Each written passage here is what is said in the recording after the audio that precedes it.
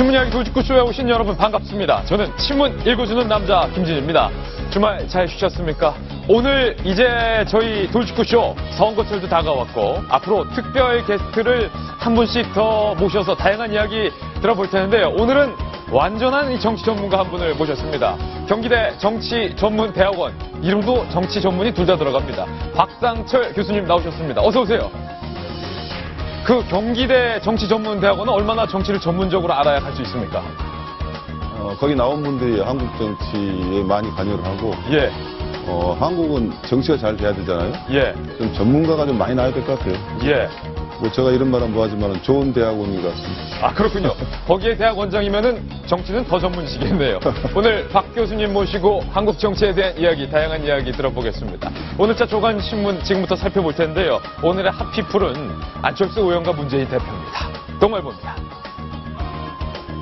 동아일보 1면에 나왔죠? 아내 선택은 점점점. 문재인 물러나라. 분명히 다른 당도 아니고 같은 당에서 연대를 하자라는 말이 나왔던 새정치민주연합이었는데 문재인 물러나라, 안철수 의원의 선택은 이거였습니다. 문재인 대표의 연대에 안철수 의원은 전대를 답했는데 과연 두 사람의 이 정치적 신경전 결론이 어떻게 날지 지켜보겠습니다. 다음 신문입니다. 이번에 한국일보입니다. 한국일보 1면 이렇게 쓰고 있네요. 안철수, 문재인에게 역습을 했다. 역습이라고 표현을 했네요. 야당의 대격변이 예고되고 있다. 이 기사의 마지막 문장 읽어드리겠습니다. 무소속 천정배 의원을 중심으로 한 신당파들의 움직임까지 감안한다면 야권의 유동성 위기는 최고점을 향해 치닫는 양상이다. 지금 야당은 거의 IMF 위기와 같습니다. 다음 신문입니다. 이번엔 조선일보입니다. 조선일보 6면 정치면에 실린 한 장의 사진을 주목할 텐데요. 바로 이 사진입니다.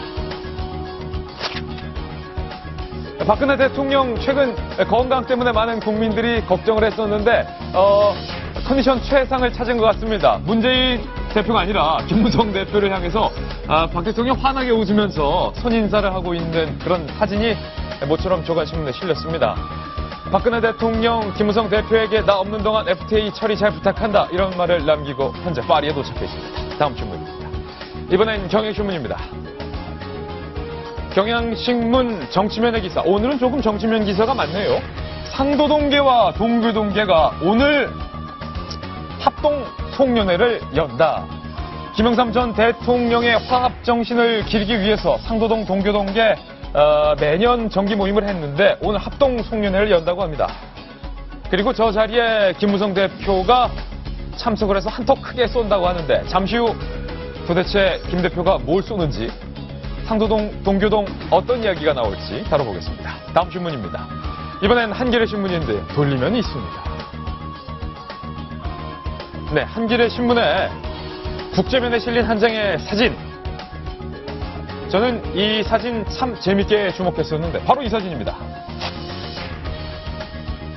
IS 대원들의 사진인데 우스꽝스러운 이거 러버덕 아닙니까? 러버덕 가면에 변기 청소하는 소를 들고 있는 이 장면인데 한 누리꾼이 SNS에 IS의 얼굴에 어린이들 목욕할 때 쓰는 이 장난감 가면을 합성해 놓은 사진입니다. 유머가 공포를 이긴다는 의미에서 미국에서는 현재 이런 합성 사진이 인기라고 합니다. 유머가 공포, 테러를 이긴다. 다음 신문입니다. 이번엔 서울신문인데요. 사면에 있는 기사 소개해 올리겠습니다. 의학 전문 대학원, 의전원이라고 하죠. 공부 잘하는 친구들만 들어가는 그 의전원에서 동기이자 여친을 5시간 감금 폭행했던 사건이 발생했습니다. 이러한 끔찍한 데이트 폭력에 고작 벌금형이 내려졌다면 여러분은 어떻게 생각하시겠습니까? 잠시 후 이 이야기 자세히 전달해드리겠습니다. 다음 신문입니다. 이번엔 중앙일보인데요. 역시 돌리면 나옵니다. 오늘 중앙일보의 만평입니다. 박용성 만평인데요. 어떤 만평일지 제목 문안박 송년 콘서트. 문재인 대표 박원순 시장 앉아 있는데 혁신아를 부르며 안철수 의원 어디론가 달려가고 있습니다. 마이크선 뽑혔는데 관객 자리에 홀로 앉아서 킥킥대고 있는 사람 누굴까요? 김무성 대표일까요? 네, 오늘 신문 이야기 돌직구쇼 월요일 아침 다양한 뉴스들 준비되어 있습니다. 오늘도 돌직구쇼는 여러분을 위한 쇼입니다.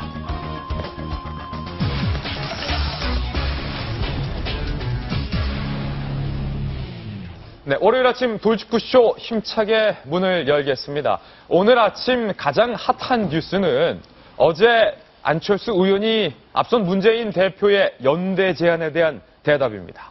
연대를 제안했는데 전대라고 답했습니다. 저희가 만난 첫 번째 돌직구 신문의 제목부터 함께 보시죠. 안철수 의원의 장고, 긴 고민 끝 악수인 것인가 아니면 신의 한 수가 될 것인가, 연대 말고 전대, 이렇게 답했는데요.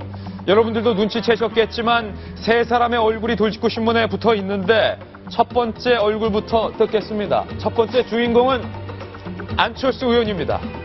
안 의원은 이렇게 말했습니다.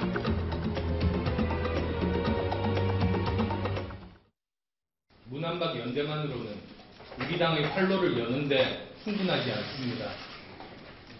당의 화합과 당 밖의 통합이 이루어질지도 미지수입니다. 등 돌린 지지자들의 마음을 되돌릴 수 있을지도 불확실합니다. 지금은 더 담대하고 더 근본적인 변화가 필요합니다. 이를 위한 첫 번째 단계로 문 대표와 저를 포함한 모든 분이 참여하는 혁신 전당대회 개최를 제안합니다. 동아일보 논설위이신 정성희 위원님, 안철수 의원의 답변을 지금 들었는데 한 줄로 요약하면 손 내민 문재인 대표를 향해서 당신 물러나라, 이거 아닙니까? 혁신 전당대회를 하려면은 그 전제 조건으로 문 대표가 사퇴를 해야 됩니다. 물러나야 된다. 일단 물러나야 되는 것이 먼저고요. 예. 그다음에 전당대회를 통해서 새로 당대표를 뽑는 것이고, 그것이 문 대표에도 나쁘지 않다. 왜냐하면 새로 재신임을 받게 되면, 선출되면 본인도 협조하겠다. 그런 얘기를 했고, 그리고 이번에는 본인도 출마하겠다. 예. 이렇게 해서 이제 우리가 혁신 경쟁을 해보자는 프레임으로, 소위 요즘 말하는 대로 이렇게 판을 바꾼 거죠. 예. 지금까지는 문안박 연대에 대해서 들어가느냐 안 들어가느냐 하는 그런 논란이었으면 지금은 완전히 판을 바꿔서 예. 이제 그 프레임 경쟁을 해서 완전히 다른 프레임으로 해서 이제는 물러나고 그다음에 전당대회를 통해서 새로운 지도부를 선출하라고 다른 역제안을 하는 그런 상황입니다. 그래서 오늘 조간신문에는 이를 두고 안철수의 역습이다, 안철수 의원 따옴표, 문재인 물러나라, 이런 기사 제목들이 실렸는데 정치 전문가에게 한번 여쭙겠습니다. 박선출 교수님, 안철수 의원이 이번 대답 혹시 안철수 의원과 뭐 통화를 해보셨거나 안철수 의원의 측근들과 이런 이야기 해본 적 있었습니까? 글쎄요, 어차피 뭐 문재인 대표나 안철수 의원도 뭐 자주 보거나 전화할 수 있는 사이가 되지 않겠습니까? 그렇죠. 같이 뭐 이렇게 주로 뭐 한 식구들이에요, 그분들이요. 예. 저도 몇 번씩 뵌 분들이고. 근데 언제부턴가 같은 집에 살면서 이제 각자 자기 일을 하는 집안 분위기가 돼버렸어요. 언제부턴가 같은 집에 살면서 가까웠어요. 좋게 말하면 할 말 다 해서 좋은데 예. 이 말 저 말 계속 했고.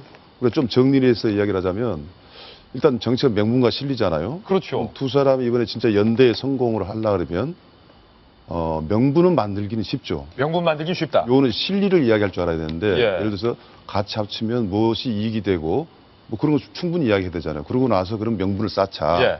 왜 그 실리라는 것은 감추면서도 그러니까 님도 보고 뽕도 따고 님도 보고 뽕도 따고 한번 해보자 예. 라고 이야기를 할 수 있어야 되는데 거기까지를 가지를 못하는 거예요. 두 사람 다 명분과 실리가 있는 정치를 해야 된다는 그 단어는 알고 있어요. 예. 저도 이제 가까이서 들리는 이야기가 그럼 실리는 무엇인데 라고 하면은 그게 서로 이 오고 가는 것이 없다는 겁니다. 그러니까 안철수 의원의 머릿속에는 문재인 대표의 제안이 그건 실리 없는 제안이다, 이렇게 판단했다는 거죠? 뭐가 실리인지 명분을 떠나서 내가 무엇을 저 사람한테 얻을 수 있는가. 예. 한마디로 뭐냐면 서로 신뢰와 믿음과 거래가 없었던 거예요. 좋게 말하면 대화와 타협이 없었던 것이고, 그렇기 때문에 많은 이야기가 나오고 그래서 국민들도 그래 저게 이루어질까 이게 아니라 한번 두고 보자 예. 이런 거거든요. 그래서 저도 이제 말이 전문가라고 소개했습니다만은 무슨 정치가 무슨 전문가가 필요하겠어요. 예. 상식이 최고인데 저도 이제 지켜보려고 그래요. 도저히 좀 뭐 특별히 해법을 말하기도 곤란하고. 예. 그러나 확실한 것은 확실한 건 지금 야당은 야당대로 자기들이 판을 정리해 내면 예. 정치는 상대적이기 때문에 새누리당의 밥이 되는 정치적인 밥이 되는 게 아니라 예. 또 하나의 역전 분위기 나올 수 있기 때문에 역전 분위기 나올 수 있다. 이왕에 이렇게 된 김에 서로 할 이야기를 다 해내서 예. 새정치민주연합의 실체를 좀 보일 때가 왔다. 예. 지금 실체가 안 보이고 있는 게 큰 문제입니다. 보일 때가 왔다. 안영환 전 의원님. 네. 안철수 의원이 장고 끝에 내린 결론. 탁구 게임을 하자면 문재인 대표가 열흘 전에 공을 넘겼는데 날아오는 탁구공을 열흘 동안 보다가 내놓은 대답이 거절입니다. 네, 탁구공이 상당히 슬로 비디오로 날아왔죠. 슬로 비디오로 날아왔다. 예. 날리는 것도 슬로 비디오로 지금 날리고 있는데 어찌됐든 안철수 의원의 그동안의 행보를 비춰볼 때는 상당히 파격적입니다. 파격적인가요? 그렇죠. 굉장히 간을 보고 하는데 이번에는 본인이 전대를 열자. 내 전대 나가겠다라는 상당히 안철수 의원답지 않은 결단을 이번에 보여줬습니다. 전대 나가겠다는 건 내가 차기 당대표에 출마하겠다 이거잖아요. 있다는 거죠. 예. 이제 물론 거기서 이제 안철수 의원 측에서는 뭐 안철수 의원은 지금 당내 세력도 없다. 뭐 지지한 의원도 없는데 나가겠다는 것은 자기 결단의 모습이다라고 이야기를 하고 있습니다만 지금 안철수 의원이 결국은 이 부분은 이제 내년 선거와 맞물린 공천권 문제. 예. 두 번째는 대선에서의 후보 문제와 맞물린 겁니다. 안철수 의원도 정치인입니다. 정치인이기 때문에 본인의 생존을 생각할 수밖에 없는 거고요. 그런데 사실 문안박 연대는 애시당초 상당히 무리가 있는 제안이었죠. 왜냐하면 현재 당 지도 체제를 어떻게 할 것인가에 대한 아무 이야기도 없습니다. 현재 뭐 주승용 최고위원 등 최고위원들을 어떻게 할 것인가. 예. 두 번째, 박원순 시장이 과연 당무에 참여할 수 있을 것인가. 서울시장인데. 네. 세 번째, 앞으로 세 사람이 어떤 권한을 행사할 수 있을 것인가에 대한 아무런 내용도 없이 그냥 무턱도 하자고 하니까 이 안 자체가 굉장히 구체이지 못했었죠. 예. 그러다 보니까 안철수 의원 입장에서 본다면 방금 박 교수님 말씀해 주신 것처럼 나한테 얻을 수 있는 실리가 뭐냐 고민을 했을 겁니다. 그리고 이 기회에 문재인 대표를 끄집어내는 게 낫겠다라고 생각을 했을 것 같고요.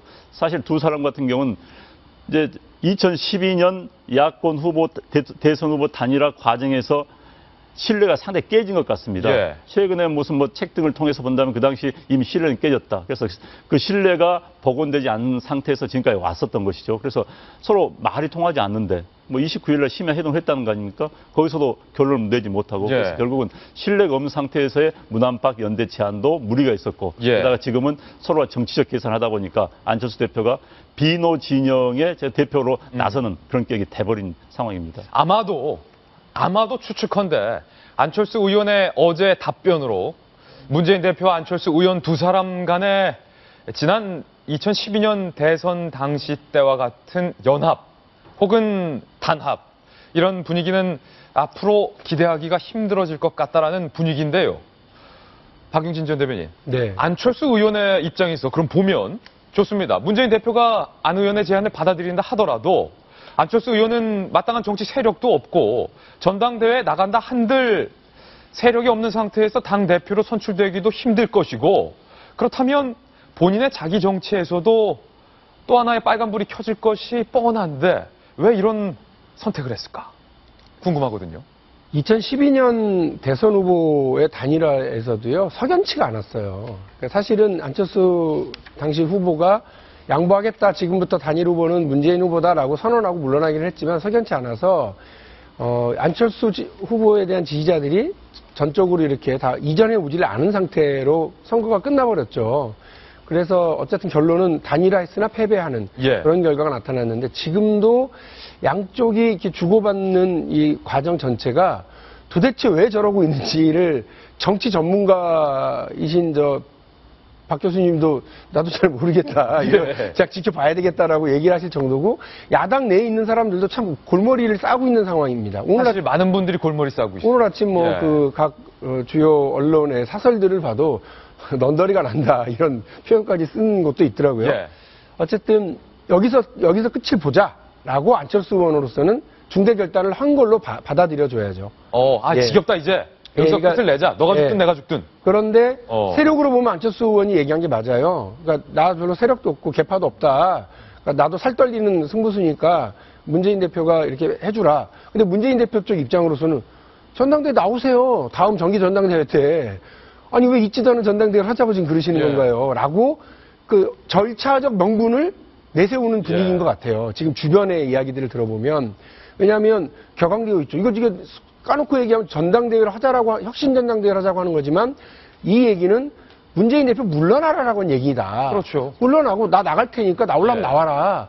그런데 리더십 문제 때문에 지적받았던 당대표가 자기 때문에 무너진 리더십을 다시 세우는데 또 출마를 하는 것도 이것도 웃긴 거거든요. 그러니까 이 얘기를 결국 그러면 안철수 의원에게 당대표를 양보하라는 얘기밖에 안 되는 거 아니냐라고 해서 부글부글 끓고 있고, 하나 더는 문재인 대표로서는 참 고민인 게 지난번 재보궐선거를 지고 나서 계속 김상권 위원장 모셔다가 혁신이 만들어서 열심히 하고, 그 혁신이 안에서 또 지금 그 20% 현역 의원 잘라내기 위해서 그 공천 물갈이를 위한 그 선출직 공직자 평가위원회를 진행하고 있어요.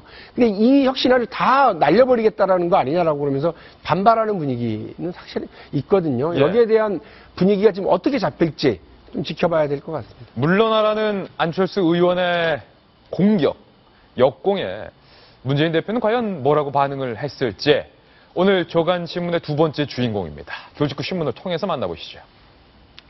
그렇습니다. 바로 문재인 대표인데요.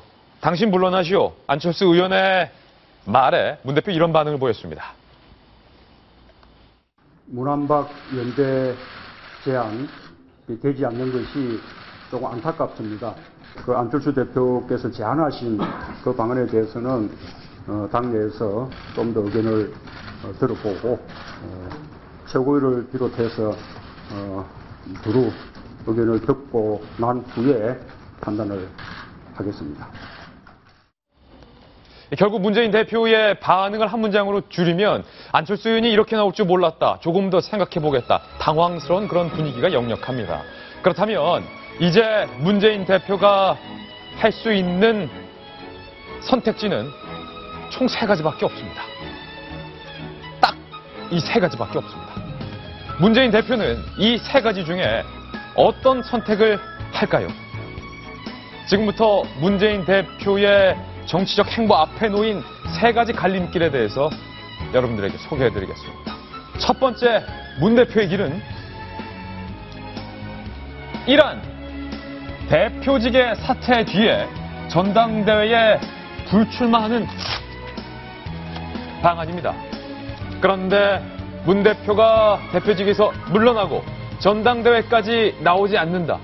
깨끗하게 사퇴한다면 아마도 야당에는 리더십 공백 상태로 적어도 문재인 대표와 친노 세력에는 큰 일대 혼란이 예상되는 바입니다.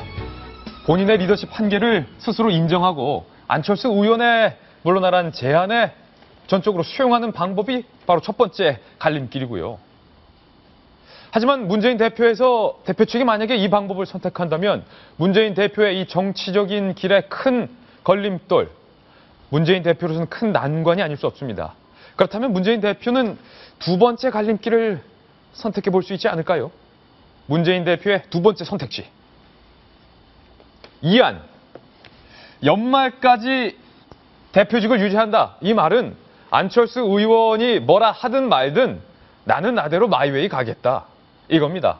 다만 안철수 의원이 앞서 제안했던 혁신 프로그램이 현재 당내에서 가동 중이기 때문에 명분은 이런 명분을 내세울 수 있겠죠. 안 의원이 내세웠던 이 혁신안을 내가 끝까지 책임지게 완수하기 위해서는 내가 당대표직을 유지하는 것이 중요하다라는 명분 아래 당대표를 계속한다. 그런데요. 주승용 최고위원 등등 이 비주류는 어찌할 겁니까?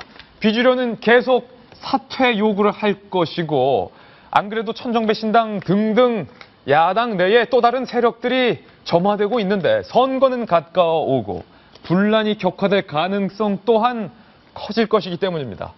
문재인 대표로서는 상당히 고민할 수밖에 없을 것인데 그래도 문 대표 입장에선 1안보다 2안에 마음이 쏠리지 않을까라는 생각도 드는데 아직 선택지는 한 가지 더 남아 있습니다.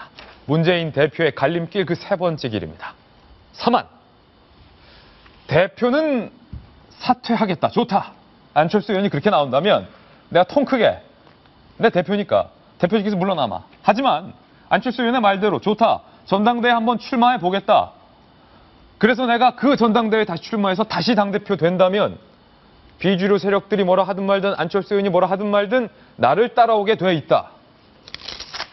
그런데 문재인 대표가 다시 전당대회에 출마하는 게 어째 모양새가 이게 조금 민망합니다. 아니 그렇게 당대표가 좋아? 라는 비판은 어쩔 것이며 나온다 하더라도 비주류 의원들에게 다시 지지를 받아서 당대표로 선출되기가 이게 쉽지 않기 때문입니다. 문재인 대표의 3가지 선택지 중에서 박 교수님, 과연 문 대표는 이거 어느 길을 가야 됩니까? 셋 다 녹록치 않은데요. 그런데 이렇게 복잡한 문제를 객관식으로 문제를 낼 정도로 우리 앵커 대단한 것 같아요. 아이고, 별 말씀을요. 근데 저보다 저 문제를 풀려면 세 개 다 답이 안 나올, 없을 것 같아요, 답이. 셋 다 답이 없다. 그래서 좀 주관식으로 했으면 좋겠는데. 주관식, 예, 좋습니다. 제가 문재인 대표란 입장을 약간 생각을 하면서 전제를 예. 하고 지금 또 현실 가능성도 생각해 봐야 되는데. 그렇죠.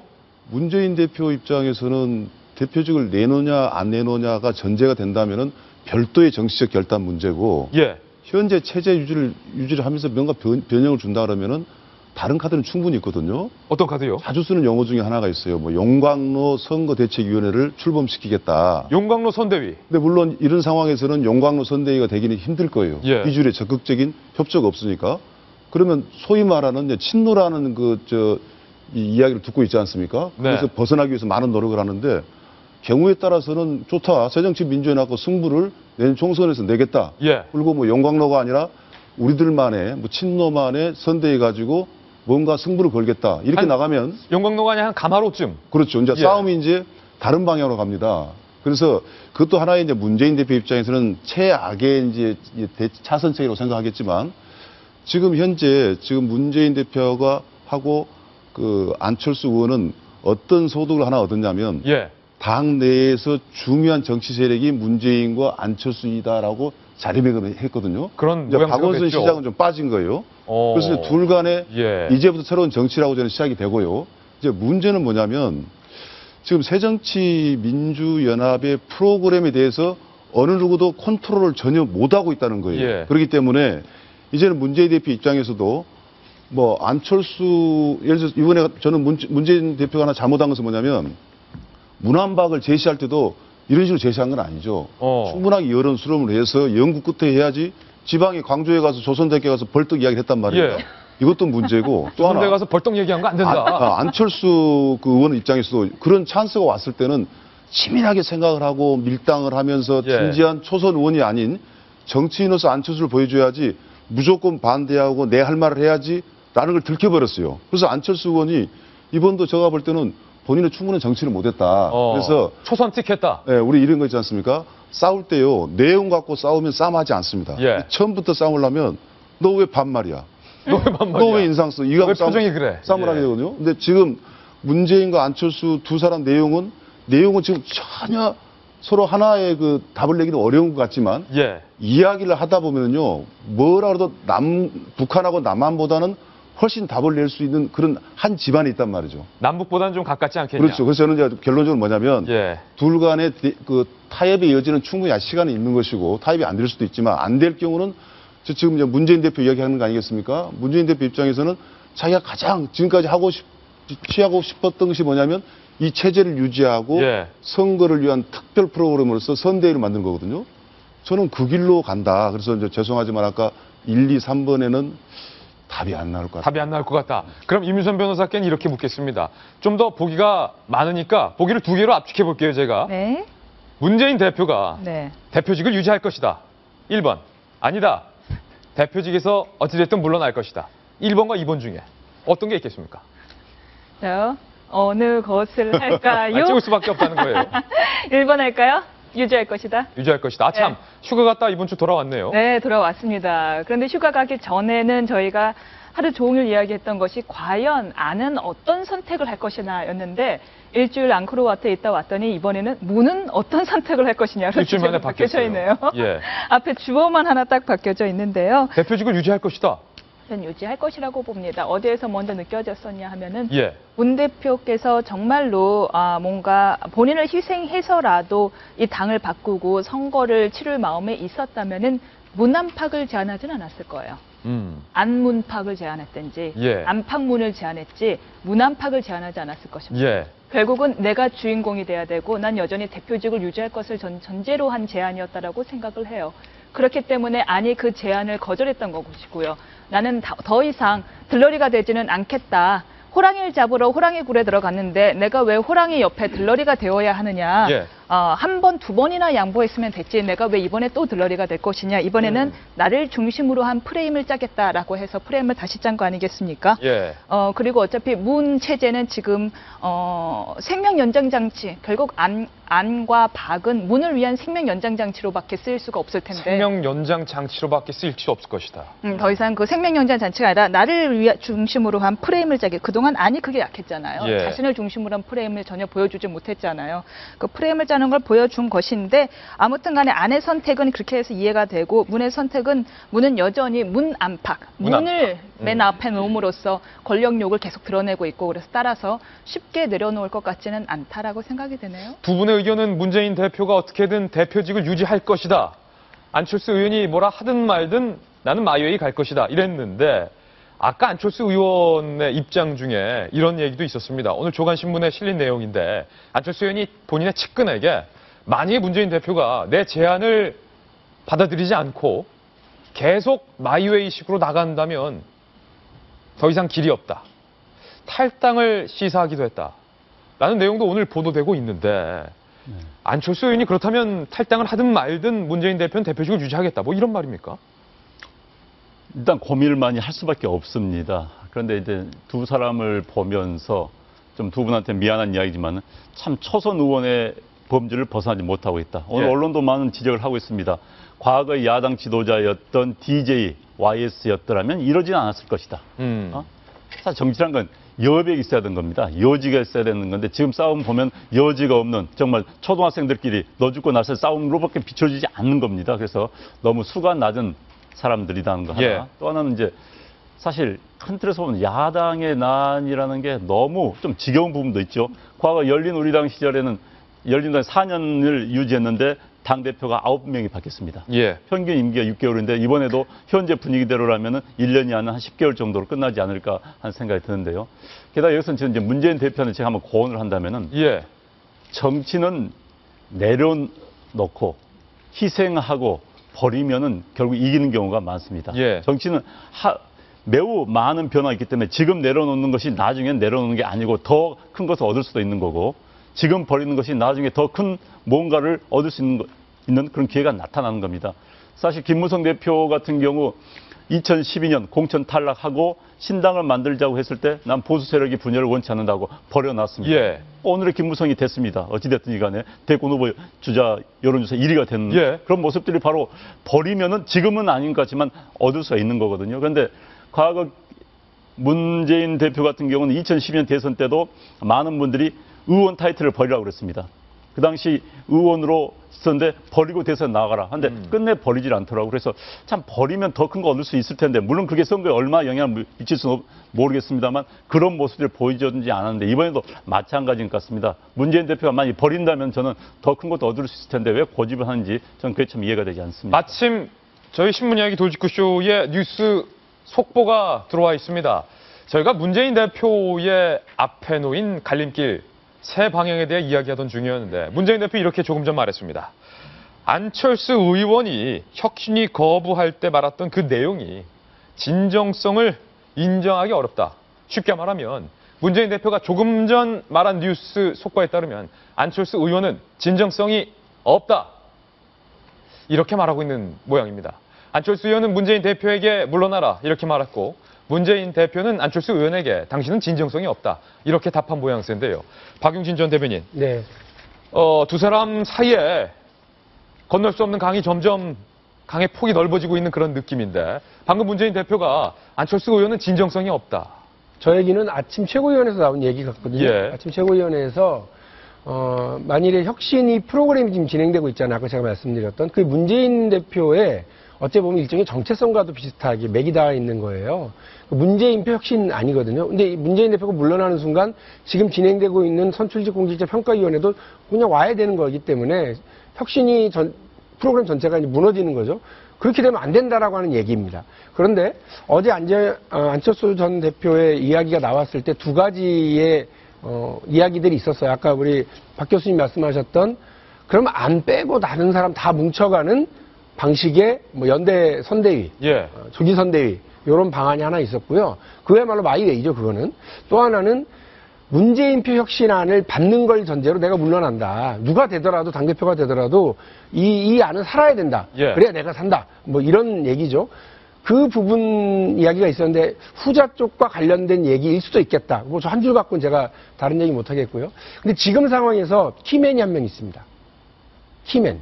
누가 있어요? 누구냐면 사실은 주승용 최고위원이라고 좀 봅니다. 주승용 최고, 그런데 앞서 저희 돌직구쇼에서도 방송했지만 뭐 사퇴한다 안 한다 최고위원직 말이 많았는데. 예전에 한번 사퇴했다가 다시 이제 돌아오신 적이 예. 있습니다만 그 문재인 체제의 1등 최고위원이 누구냐면 주승용, 그다음에 정청래, 전병헌, 유승희 그리고 오영식입니다. 오영식 최고위원은 지난 주말에 이미 사퇴를 했습니다. 사퇴했어요? 예, 사퇴를 했기 때문에 지금 선출직 5명 중에 4명이 남아 있는데요. 이 중에 1등 최고위원이 비주류입니다.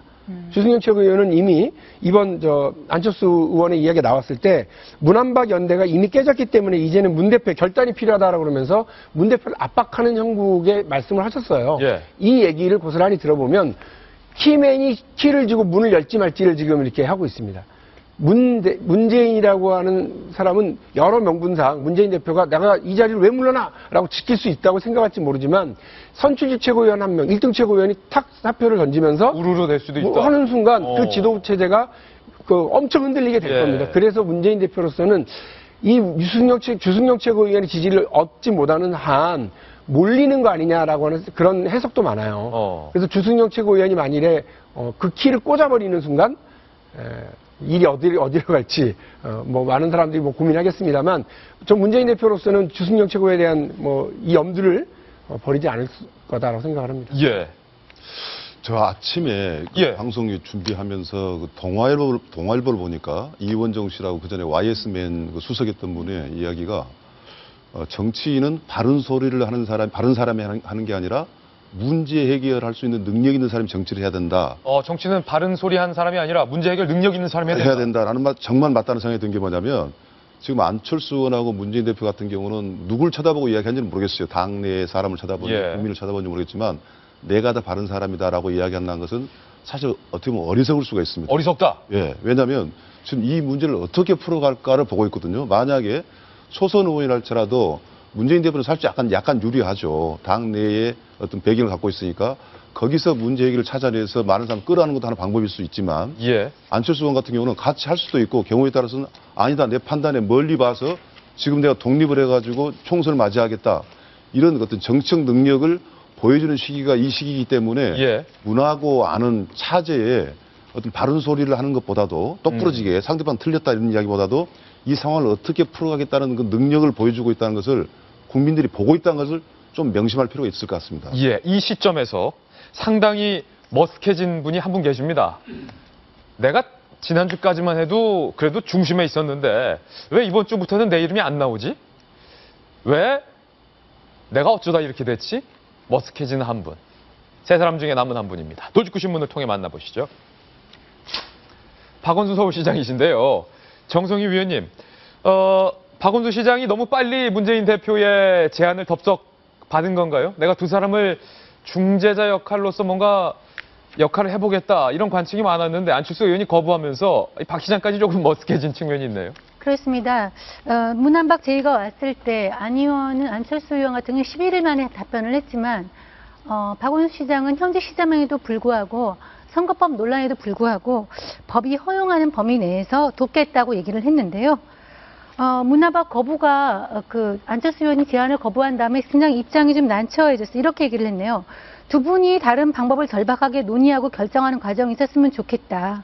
두 분이 문제 푸는 방법은 서로 다른 것 같지만 국민 신뢰를 얻어야 하는 점에서는 같은 입장이다. 예. 뭐 이렇게 얘기를 했고 중간자 역할을 할 건가라는 질문에 노력하겠다라고 얘기를 했지만 요즘에 시쳇말로 좀 모양이 빠지게 생긴 건 모양이 사실이네요. 빠졌다. 예. 사실이네요. 아니 그러면은 박원순 시장 입장에서는 문재인 대표가 제안했던 대로 뭔가 내가 당을 위해서 뭔가를 해보기도 조금 민망하고 그렇다고 안철수 의원과 문재인 대표 두 사람 사이에서 다리를 놓기도 사랑의 오작교 역할을 하기도 조금 민망하고 지금 제일 땅을 치고 예. 위에서 막 슬픈 표정과 웃고 있는 게 전 박원순 시장으로 생각합니다. 사실 문한박 연대가 되면 가장 실리를 챙길 수 있는 사람이 박원순 시장이죠. 왜냐하면은 자 공천 지분 챙기면서 현재 박원순 시장은 당내 자기 사람이 없습니다. 예. 그런데 공천 지분 챙기면서 이른바 추천이라는 이름하에 자기 사람을 얼마나 넣을 수가 있습니다.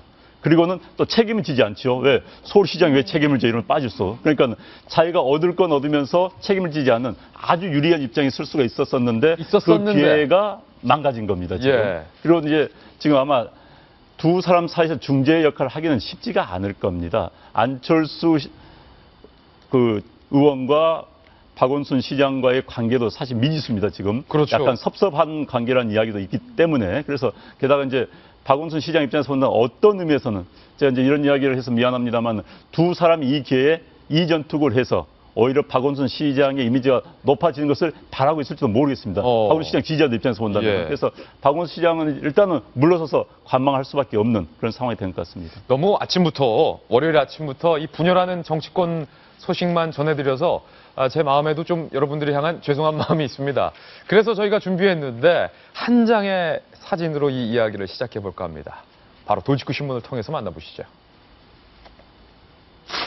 이 사진, 혹시 많은 분들이 아마도 기억을 하실 건데 상도동계와 동교동계 꼭 30년 전 그날처럼 김대중 전 대통령과 김영삼 전 대통령이 환하게 웃으면서 두 분 다 뭐 민주화의 거목들인데 환하게 웃으면서 악수하고 있는 사진인데 박 교수님 이 사진 설명부터 좀 부탁드릴게요. 이게 어떤 장면입니까? 저게 민주협 결성 당시 사진 같기도 합니다. 예. 그 이후 같기도 하고 그렇죠. 대략 1985년 4년 이후인데 민주화 추진 협의회. 협의회예요. 그래서 실질적으로 분열됐던 야당 어떻게 되면 군사 정권에서 완전히 괴멸됐던 야당을 이렇게 세우기 위해서 전척 위주로서 양쪽에서 서로 화합을 한 거죠. 결정적인 분기점이 됐었죠. 그렇죠. 한 사람은 제야였고 한 사람은 어쨌든 의회주의자로서 오랫동안 제도권에도 있었고 한 사람은 부산이고 한 사람은 목포고 이런 분들이 하나의 목표 민주주의 달성을 위해서는 하나를 합친 모습. 예. 저 사진이요. 정말 대한민국 현대사에서 가장 멋있는 사진 같아요. 가장 멋진 사진이다. 상도동과 동교동이 안녕하세요 의원님. 네. 30년 전처럼 오늘 만나서 뭔가를 한다는데 송년회를 합동으로 한다고요? 그렇습니다. 방금 양김의 사진이 아마 그 당시에 민주화를 바랐던 많은 사람들에게 희망을 줬던 사진입니다. 희망을 줬던 사진입니다. 아마 저는 저기 어디 송년회에서 만났던 그러니까 민주협이 결성된 몇 년 후에 민주협이 결성된 초기만 하더라도 양측이 상당히 신경전을 벌였었습니다. 민주협의 주도권을 누가 가지는가 놓고. DJ냐 아니면 그렇죠. 상도동이냐 동교동이냐. 어찌됐든 나중에 두 사람 저 모습이 상당히 정말 대한민국의 민주주의를 상징하는 그런 사진으로 남아 있습니다. 그런데 오늘 저녁입니다. 오늘 저녁에서 방금 지금 사진이 나오고 있는 민주화 추진 협의회 송년회가 열립니다. 그런데 이제 송년회가 뭐 매년 열렸습니다만 이번에가 더 많은 관심을 끄는 것은 YS가 이번에 이제 그렇죠. 타계하신 이후에 첫 번째 열린 송년회이기 때문에 이번 기회에 사실 이제 양김은 이제 가셨죠. 예. 그 후예들이 다시 한번 민주협의 정신을 살려서 동교동과 상도동이 합치는 그런 모습을 보일 것인가라는 그런 관심을 끌고 있습니다. 현재 이 민주협의 공동 이사장은 사단법인입니다. 그래서 권노갑 동교동계에서는 권노갑 상임고문이 그렇죠. 상도동계에서는 김동용 두 분이 공동 이사장이고요. 공동 회장은 새누리당의 김무성 대표. 그다음에 박광태 전 광주시장, 동교동계 대표하는 것이죠. 두 분이 이제 공동 이사장을 맡고 있습니다. 오늘 저녁에 한 200여 명이 지금 참석할 예정이라고 그럽니다. 그래서 이제 오늘 회의에서는 이제 송년회에서는 YS 추모 사업, 그다음에 동교동과 상교동이 어떻게 과거 민주협 정신을 살려서 민주주의를 위해서 또 앞으로 어떻게 해 나갈 것인가를 논의하겠다는 그런 뭐 이야기가 나오고 있고요. 그런데 지금 오늘 밤 식사비는 김무성 대표가 내기로 했다고 합니다. 아니, 그러니까 왜 오늘 밥을 김 대표가 쏘는 겁니까? 작년에는 동교동계인 이석현 지금 국회 부의장이 내셨기 때문에 아마 번갈아 가면서 내는 게 아닌가 싶습니다. 지난번에는 동교동이 냈고 그렇죠. 이번에는 상도동이 내고 번갈아 가면서 내는 거군요. YS의 영향력이 좀 상당하다고 느껴져요. 사실 그 YS 전에 그 어떤 평가에 있어서 요번에 여론조사를 보면은 YS가 대단한 대통령이었다는 것이 과거에 17% 정도 나왔는데 이번에는 장례 이후에 50% 이상으로 굉장히 높아졌다 그래요. 김영삼 전 대통령에 대한 재평가가 이루어졌죠. 네, 50% 이상. 그 분위기에서 최근 오늘 그 민주협의 송년회도 있지만 그 차남인 김현철 씨가 과연 이런 분위기를 얻고 정치에 다시 뛰어들 것인가도 굉장히 관심이거든요. 선거도 가까워 왔는데. 네. 그런데 이제 그런 논의 속에서 김현철 씨가 페이스북에 28일날 이런 글을 올렸어요. 앞으로 정치를 떠나 아버님의 유지를 받들면서 조용히 살아가고자 한다. 근데 정치를 할 것이냐 이런 문제에 대해서는 지금 상중이다. 예. 그 말을 아꼈습니다. 그러니까 조용히 살아가고자 한다. 라는 거에 대해서 이제 그럼 할 것이냐 말 것인가 있는데 지금까지 김현철 씨 여러 번 정치에 뛰어들려고 했는데 이 안팎의 사정 때문에 예. 안 됐거든요. 이렇게 좋은 분위기에서 본인이 말을 아끼고 있는데 그래도 뭐 제가 생각하기에는 이 분위기를 놓칠 김현철은 예. 아닌 것 같다. 예. 그래서 뭐 시기는 이번 총선인지 아닌지는 모르겠지만 하지 않겠냐 이런 전망이 안팎에서 나오고 있어요. 확실히 김현철 씨 입장에서는 정치적인 호기인데 정치를 떠나 조용히 살아가겠다라고 밝힌 분들이 꽤 많은데 뭐 정동영 전 고문도 조용히 살아가겠다라고 밝히셨고 손학규 전 대표도 조용히 살아가겠다라고 밝히셨는데 정치면에 그 누구보다도 많이 나오고 계신데 이번 차남이 김현철 씨 같은 경우도 정치를 떠나서 조용히 살겠다. 제가 볼 때는 지금 어디로 출마하네, 야당으로 출마하네, 아니네, 뭐 이렇게 하면서 그 본인을 중심으로 이런 얘기가 나오는 게 사실 내년 총선 출마에 도움이 안 돼요. 아, 그게 도움이 안 된다? 예. 뜻은 분명히 있어도요, 지금 상황에서 아버지에 대한 재평가 국면에 그 분위기를 타서 하겠다는 거냐라고 하는 반발도 만만치 않고, 아버지가 왜 지금 재평가 받아야 되는 줄 아니? 너 때문이야. 라고 하는 김현철의 원죄, 이 문제도 지금 나오고 있기 때문에 본인으로서는 지금 국면은 좀 넘어가서 하고자 하는 의미가 있는 것 같고요. 제가 오늘 그 민취업 결성 30주년 송년회, 공동 송년회, 요것도 보면서 김무성 대표 이런 느낌 드네요. 제가 전에 YS 서거 딱 당일날 제가 느낌이 왔다 그랬잖아요. 느낌이 왔다고 했어요. 누가 먼저 가서 여기서 엎드리느냐. 예. 어이구야, 제 말 끝나기도 전에 김무성 대표가 먼저 가서 엎드린 채로 내가 아들이요 해버리신 거 아니에요? 내가 상주요. 그런데 사실 부산 바닥을 휩쓸고 다니면서 같이 87년 6월 항쟁을 했었던 문재인 대표도 그때 정치 입문하려고 YS가 이렇게 땡겼었다는 거 아닙니까? 근데 그걸 고사하고 노무현 전 대통령이 대신 들어갔다라고 하는 일화도 확인이 됐는데, 그 타이밍에는 해필 그 몸이 안 좋아서 문재인 대표가 감기 몸살에 제대로 그 어떤 상주 역할 제대로 못하면서 빠져 있었고, 김무성 대표가 저도 가보니까 진짜 상주 역할 하고 있더라고요. 보고 빼면 가면 안 된대. 뭘 빼고 넣는지는 모르겠으나 그런 얘기 하고 계시더라고요. 그런데 오늘 또 문재인 대표는 지금 안철수 대표가 던진 그 역제안 때문에 정신이 하나도 없는 와중에 밥값은 내가 쏜대 이러면서 치고 나가는 거예요. 딱 가는 걸 보니까 하시는 말씀은 박근혜 대통령이 지시 내리는 걸 따라다녀 정신없긴 한데 숙모는 YS의 정치적 아들, 또 민취업의 정치적 자산, 어른들도 잘 모시고 내가 바로 거기에 적자 이런 걸 지금 하려고 하는 모습은 정치인으로서는 상당히 광폭 행보를 하고 계신다. 광폭 행보다. 제가 볼 때는 밥값이 중요한 건 아니지만 하여간 분위기는 좋은 것 같습니다. 과연 김무성 대표가 200명 식사 바꿔서 얼마에 쏠지도 궁금한데 어찌됐든 지금 여당과 야당의 분위기는 조금 사뭇 다른 것 같은데 그럼에도 불구하고 이번 정치 뉴스의 포인트는 여당이 아니라 야당에 있는 것만큼은 분명한 것 같습니다. 여야의 정치권 뉴스 폭넓게 저희 전해드렸습니다. 이번엔 분야를 확 바꿔보겠습니다. 사회면에 실린 중요한 기사를 여러분께 소개해드릴 텐데 이번 주 토요일과 관련된 기사입니다. 돌직구 신문입니다. 민노총이 12월 5일 이번 주 토요일에 집회를 강행하겠다라는 강력한 의지를 밝혔습니다. 그런데 한상균 민노총 위원장이 15일째 은신 중인 조계사 주변에 민노총이 50여 명의 사수대를 배치한 사실이 단독으로 확인됐습니다. 조계사의 겁으로 이 사수대의 경내 진입도 무산됐는데 과연 이 사수대 어떤 역할을 할까요? 김기정 기자의 단독 보도입니다. 민주노총은 최근 경찰의 한상균 민주노총 위원장 체포에 대비해 민주노총 관계자 50여 명을 조계사에 들여보내려다 무산된 것으로 알려졌습니다. 조계종 측이 민주노총 측에 진입 반대 의사를 전달하고 경찰에 조계사 보호를 요청했기 때문입니다. 조계종 측은 신성한 경내에 민주노총 관계자들이 들어오지 못하게 출입을 막아달라고 경찰에 요청한 것으로 전해졌습니다. 경찰은 민주노총 측이 조계사 진입을 요청한 민주노총 관계자 50여 명을 한 위원장 사수대로 보고 있습니다. 민주노총은 경찰이 다음 달 1일까지 조계사에 진입할 가능성이 있다고 보고 최소 50명씩 1일 2개조 사수대 운영 지침을 만든 것으로 알려졌습니다. 한 위원장 사수대 일부는 조계사 주변 숙박업소 등에 대기하고 있는 것으로 전해졌습니다. 민주노총은 성명을 내고 비상태세를 유지해 한 위원장 강제 체포에 대비하고 경찰이 불허한 2차 민중 총궐기 집회를 강행하겠다고 밝혔습니다.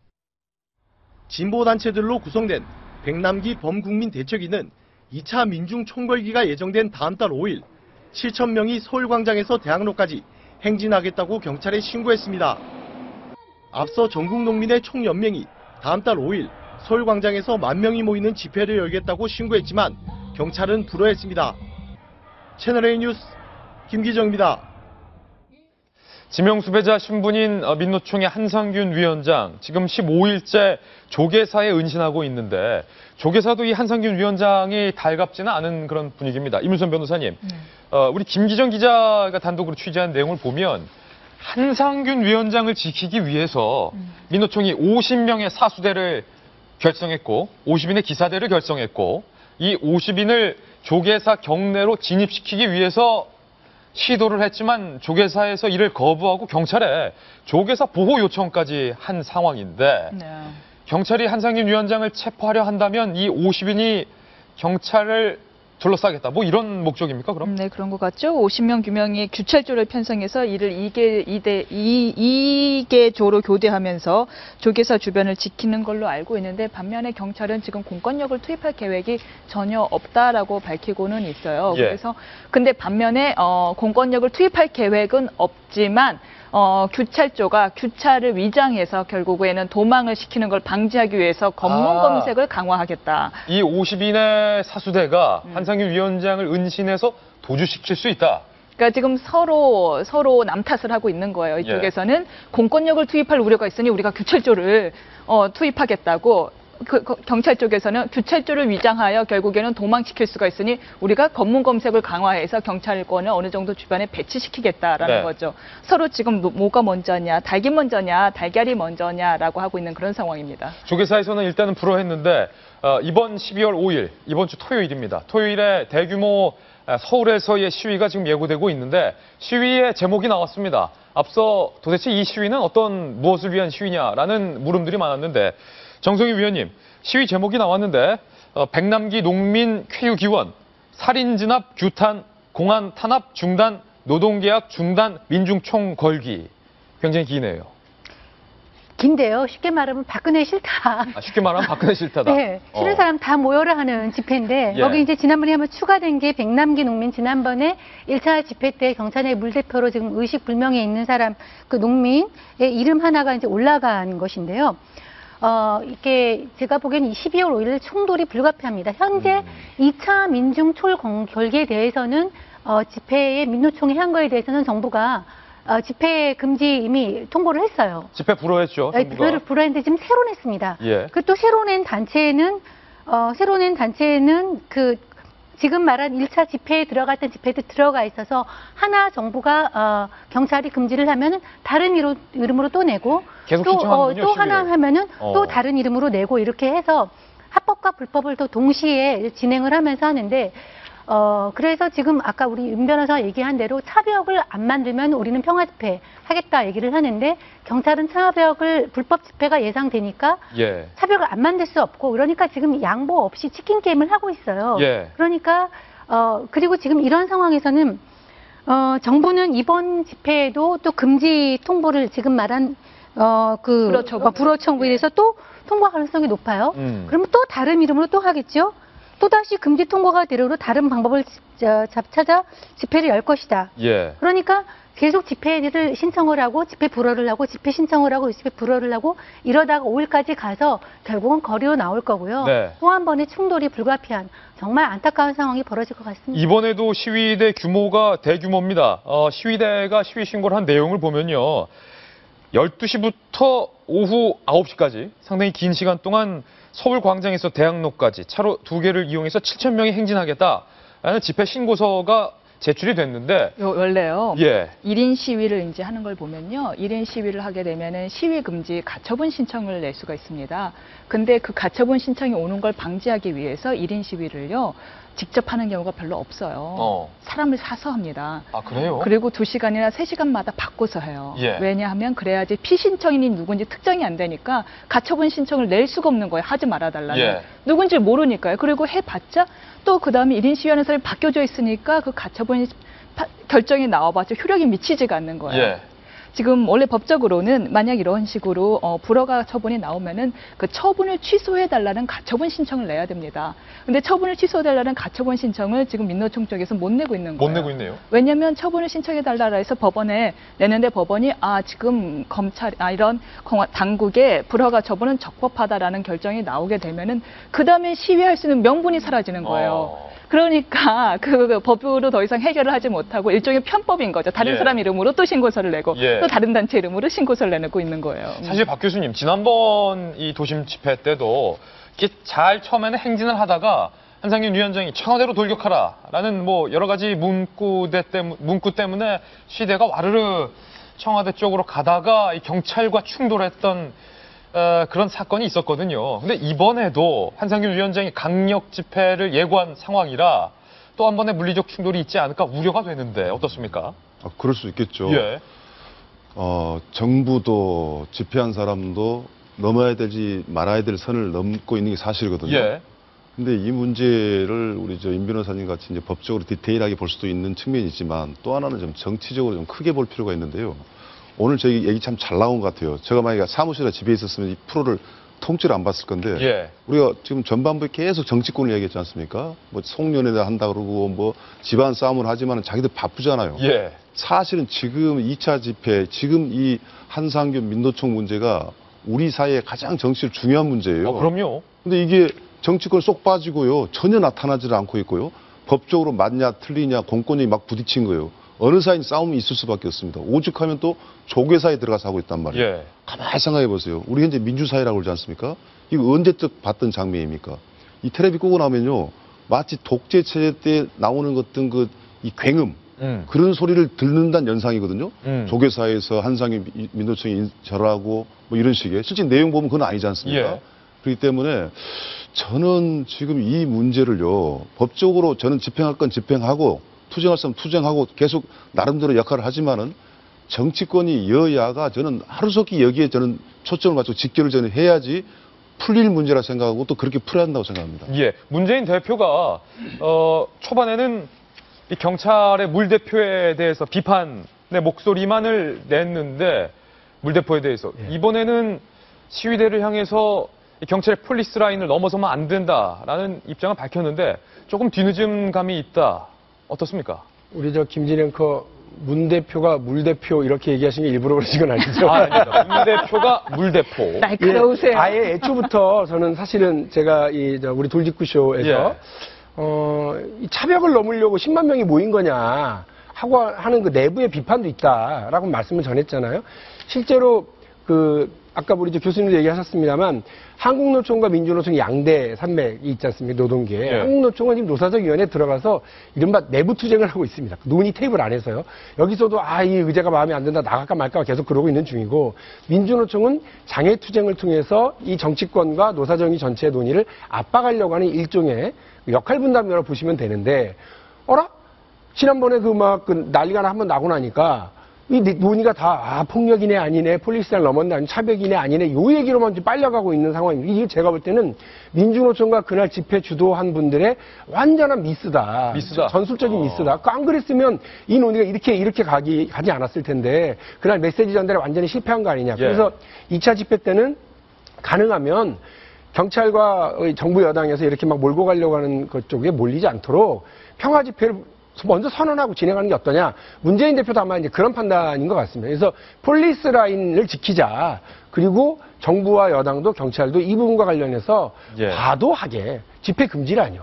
아니 대한민국의 지금 헌법과 집시법이 보장하고 있는 건 허가제가 아니에요. 신고제입니다. 신고제. 근데 사실상 허가제를 운영하려고 그러는 경찰의 이런 태도에 대해서는 좀 문제 지적이 좀 필요하다고 보고 우리 사회 전체에 필요한 어떤 사회적 의제, 제가 지금 말씀드린 노동개혁을 둘러싼 사회적 논의와 관련해서도 좀 이쪽으로 좀 집중할 수 있는 에너지가 좀 모였으면 좋겠고요. 말씀하신 것처럼 정치권이 이 부분에 좀 적극적으로 역할을 해줘야 될 타이밍이다 이런 생각이 듭니다. 짧게 경찰이 이번에 저는 집회를 허가를 해줬으면 좋겠습니다.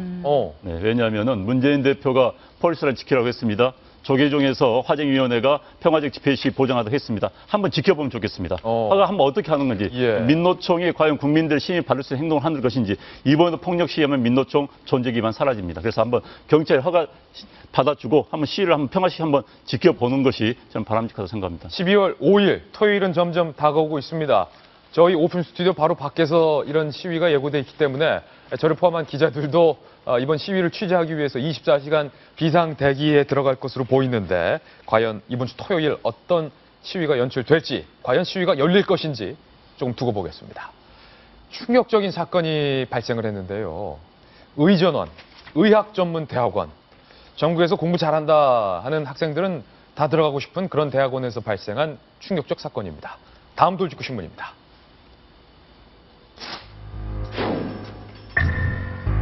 데이트 폭력. 그 앞에 붙은 말은 무자비한 데이트 폭력. 의전원 동기이자 여자친구를 5시간 감금하고 무자비하게 폭행한 사건이 발생했습니다. 그런데 폭행을 당한 여자친구가 남자친구의 욕설과 이 폭행 모습을 녹취했습니다. 그것부터 직접 들어보시죠.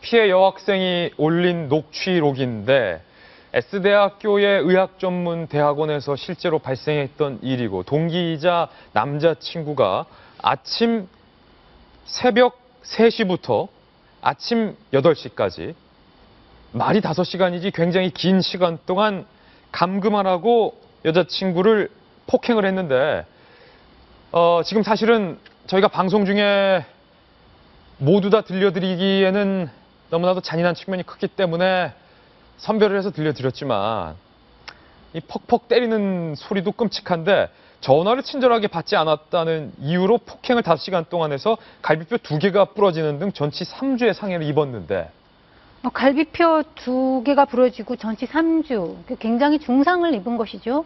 두 사람이 의전원, 메디칼 스쿨입니다. 둘 다 30대이고요. 메디칼 스쿨 나오면 의사가 되는 것입니다. 의사고시를 봐가지고 저런 인성을 가진, 특히 남자요. 저런 인성을 가진 사람이 의사가 돼서 환자를 돌보고 환자를 치료하고 또 나도 치료할 수 있는 사람이라고 생각하니까 좀 약간 끔찍해 보이는데요. 이 데이트 폭력, 이 문제를 우리 사회가 좀 가볍게 봐서는 안 된다는 생각이 들어요. 왜냐하면 두 사람들은 사귀고 있었는 사이였거든요. 근데 지금 우리 앵커가 잠깐 얘기했지만은 저렇게 와서 끔찍한 폭행을 했던 이유가 전화를 친절하게 안 받는다. 저 표현대로 하면 싸가지 없이 받았다고 지금 얘기해 있는데 그렇게 와가지고 5시간 동안 폭력을 행사했고요.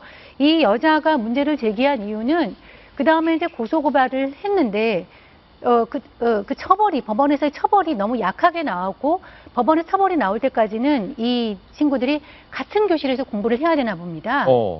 그러니까 자기를 그렇게 끔찍하게 폭행한 친구랑 같은 교실에서 공부를 해야 되니까 얼마나 좀 끔찍하겠어요. 그래서 그거에 대해서 문제를 제기하면서 아마 이 여자가 영상까지 공개를 하면서 문제가 된 것 같은데 데이트 폭력 심각한 문제고요. 작년 통계를 보니까 우리나라에서 아는 사이, 그러니까 결혼 전에 있었던 연인 관계에서 일어나는 폭력은 다 데이트 폭력이라고 하는데 연간 7천 건이나 됩니다. 연간 7천 건이요? 예, 그렇지만 아까 말한 연인 관계라는 이유로 처벌이 잘 되지 않는 이유가 그 문제가 좀 심각해서 이거는 두 사람 특히 여자가 경각심을 가지고 남자를 잘 선별해야 돼. 그런 것이 중요하다고 생각이 드네요. 이번 사건 보니까요. 갈비뼈 2개 5시간 동안 감금 폭행, 열흘 동안 안 일어나면 또 때린다. 계속 폭행을 했던 그런 사건인데 검찰이 징역 2년을 구형했는데 광주지법에서 이렇게 말했습니다. 상해 정도가 중한 편은 아니고 의전 대학원생으로 만약에 집행유예 이상이 나오면 학교에서 제적될 가능성이 있다면서 벌금 1,200만 원을 선고했다. 검찰은 항소한 상황이고 네, 항소했죠. 법원의 판단에 대해서 어떻게 보십니까? 그러니까 여러 가지를 이야기할 수가 있는데 지금 우리나라 형법의 양형이 국민의 감정에 비해서 많이 약한 것도 사실입니다. 예, 그것도 약한 것이 사실이다. 사실이에요. 그리고 법원은 늘 다른 범죄들과의 형평성을 고려해서 선고를 할 수밖에 없습니다. 지금 다른 것들이 전반적으로 약한데 어떤 죄만 특별하게 강하게 때릴 수가 없는 상황이 있어요. 예. 그런데 이 상황에서 벌금의 양이 맞느냐, 1,200만 원은 벌금치고는 많은 거지만 벌금 자체는 징역형에 비해서는 분명히 굉장히 약한 형이에요. 예. 벌금을 때린 가장 큰 이유는요. 피해자가 처벌 불원 의사를 표시했기 때문입니다. 아, 여자친구가요? 여자친구가 처벌을 원치 않는다는 의사를 1심에서 표시했기 때문에 법원 입장에서는 그런 경우엔 대폭 감형을 하거든요. 예. 왜냐하면 이거는 정확하게는 상해죄인데 상해죄는 사회적 법익이라기보다는 개인의 피해를 우선시한 개인적 피해 법익이기 때문에 그 피해자가 처벌을 원치 않을 경우에는 좀 세게 때리지 않는 경향이 있어요. 예. 그러다 보니까 양형이 대폭 감소가 된 거긴 하지만요. 분명히 우리 사회가 부부간간이라든가 가정폭력에 대해서 지나치게 너그러웠던 게 사실입니다. 당사자 간의 일로 치부했던 거죠. 여기에 대해서는 이제는 법원과 검찰은 세게 때렸어요, 구형을. 예. 법원이 조금 더 이제 고려할 시기가 오지 않았나 싶네요. 대학원 측은 대법원의 확정 판결 전까지는 연인 사이에 일은 개입하지 않겠다는 이유로 두 사람이 계속 같은 학교에서 같은 교실에서 수업을 들어야 된다고 합니다. 이에 대해서 네티즌들은 이런 댓글을 달았습니다. 대학원은 왜 피해자에 대한 2차 가해에 가담하느냐? 의전대 다니는 게 감형 사유가 되느냐? 비판과 우려의 목소리가 나오고 있습니다. 저희는 광고 후에 오늘의 피날레 기사로 돌아오겠습니다. 잠깐만요. 월요일 아침인데 이거 뭐 맨날 싸우고 내용 겪는 뉴스만 소개해드린 것 같아서 마음이 무겁습니다. 그래서 오늘의 피날레 기사만큼은 희망적인 기사를 준비했는데 바로 이 사진입니다. 날씨가 추워지고 있지만 우리의 마음은 따뜻할 수 있는 것은 바로 아기 예수님이 이 땅에 오신 12월 25일 성탄절이 얼마 남지 않았다는 이야기이기 때문이지요. 연말만 되면 가슴이 들뜬 이유, 그리고 뭔가 춥지만 마음만은 따뜻한 이유는 서울광장을 환하게 밝혔던 성탄 트리처럼 우리들의 마음에도 뭔가 희망과 사랑 이런 것들을 기대하는 그런 기대 심리가 남아있기 때문은 아닐까요? 오늘 피날레 기사 무엇을 정할까 고민하다가 앞서 쭉 선정된 기사들을 보니까 도저히 성탄 트리를 소개하지 않을 수 없는 상황인 것 같아서 선정을 했습니다. 성탄 트리 보면서 마음만큼은 따뜻한 연말 보내시길 바라겠습니다. 월요일 아침 저희가 준비한 소식 모두 다 전해드렸습니다. 저희는 내일 아침 9시에 더욱더 풍성한 뉴스 들고 인사드리겠습니다. 오늘 하루는 분명 어제보다 더 나을 겁니다. 좋은 하루 되십시오. 고맙습니다. Your hair looks I say no, no, no, survive moving. At least I'm gonna say that I tried. I really can't stay.